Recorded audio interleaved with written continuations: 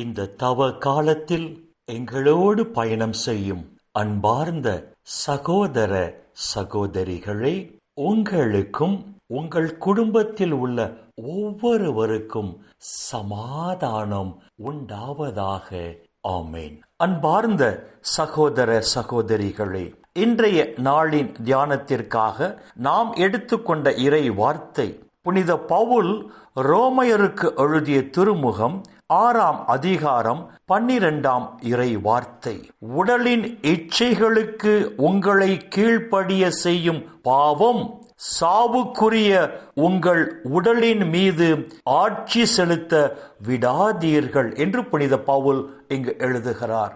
நம் உடல் உறுப்புகள் வழியாக சாத்தான் நமக்குள் கொண்டு வருகிற இச்சைக்குரிய எண்ணங்களுக்கும் உணர்ச்சிகளுக்கும் அடிமையாகி நாம் பாவம் செய்யக்கூடாது.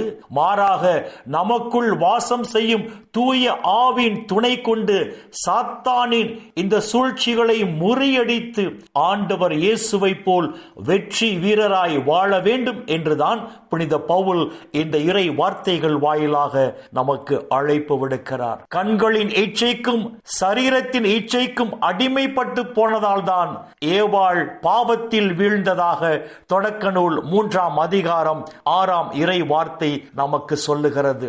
தாவீது அரசர் கூட கண்களின் இச்சைக்கும் சரீரத்தின் இச்சைக்கும் அடிமைப்பட்டு போனதால் தான் பாவத்தில் வீழ்ந்ததாக சாமுவேலின் 2ஆம் புத்தகம் 11ஆம் அதிகாரம் 2ஆம் இறை வார்த்தை நமக்கு சொல்லுகிறது.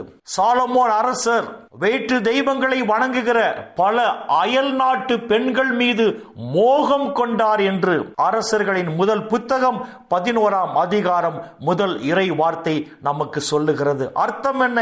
சாலமோன் அரசரும் கண்களின் இச்சைக்கும் சரீரத்தின் இச்சைக்கும் அடிமைப்பட்டு போனதால் தான் கடவுளின் கட்டளைகளை மீறி பாவம் செய்ததாக இந்த இறை வார்த்தைகள் நமக்கு தெளிவாக எடுத்து சொல்லுகின்றன. அன்பார்ந்த சகோதர சகோதரிகளே, ஆண்டவர் இயேசுவுக்கு சாத்தான் கொண்டு வந்த முதல் சோதனையும் உடலை சார்ந்த சோதனை என்பதை நாம் அனைவரும் அறிவோம். 40 நாட்கள் நோன்பு இருந்த ஆண்டவர் இயேசு பசியுற்றி இருப்பதை கண்ட சாத்தான் இயேசுவை அணுகி, நீர் இறை மகனானால் இந்த கற்கள் அப்பமாகும்படி செய்யும் என்று சொன்னபோது இயேசு தூய ஆவியின் துணை கொண்டு சாத்தானின் சூழ்ச்சிகளை முறியடித்ததாக புனித மத்தேயு எழுதிய நற்செய்தி 4ஆம் அதிகாரம் 4ஆம் இறை வார்த்தையும் புனித லூக்கா எழுதிய நற்செய்தி 4ஆம் அதிகாரம் 4ஆம் இறை வார்த்தையும் நமக்கு தெளிவாக எடுத்து சொல்லுகின்றன. அன்பார்ந்த சகோதர சகோதரிகளே, கர்ஜிக்கிற சிங்கத்தை போல் யாரை பாவத்தில் விழச் செய்யலாம் என்று சாத்தான்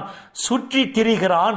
எனவே அறிவு தெளிவோடு விழிப்பாயிருங்கள் என்று புனித பேதுரு தான் எழுதிய முதல் திருமுகம் 5ஆம் அதிகாரம் 8ஆம் இறை வார்த்தையில் சொல்லுவார். ஆம் அன்பார்ந்த சகோதர சகோதரிகளே, எப்படியாவது நம்மை பாவத்தில் விழச் செய்து நம்மை கடவுளிடமிருந்து பிரிக்க வேண்டும் என்பதுதான் சாத்தானின் திட்டமாக இருப்பதால் சாத்தான் நமக்குள் கொண்டு வருகிற இச்சைக்குரிய சோதனைகளை நமக்குள் வாசம் செய்யும் தூய ஆவின் துணை கொண்டு முறியடித்து இந்த உலகில் நாம் கடவுளுக்கு உகந்த பரிசுத்தமான வாழ்க்கை வாழ வேண்டும் என்றுதான் இந்த இறை வார்த்தைகள் நமக்கு தெளிவான சிந்தனைகளை கொடுத்து அவ்வாறு வாழ அழைப்பு விடுக்கிறது. எனவே அன்பார்ந்த சகோதர சகோதரிகளை, சாத்தான் நமக்குள் கொண்டு வருகிற இச்சைக்குரிய எண்ணங்களை, இச்சைக்குரிய உணர்ச்சிகளை நமக்குள் வாசம் செய்யும் தூய ஆவின் துணை கொண்டு அந்த சூழ்ச்சிகளை முறியடித்து இந்த உலகில் நாம் பரிசுத்தமான கடவுளுக்கு உகந்த நறும் மனம் வீசும் மலர்களாக நாம் வாழும் போது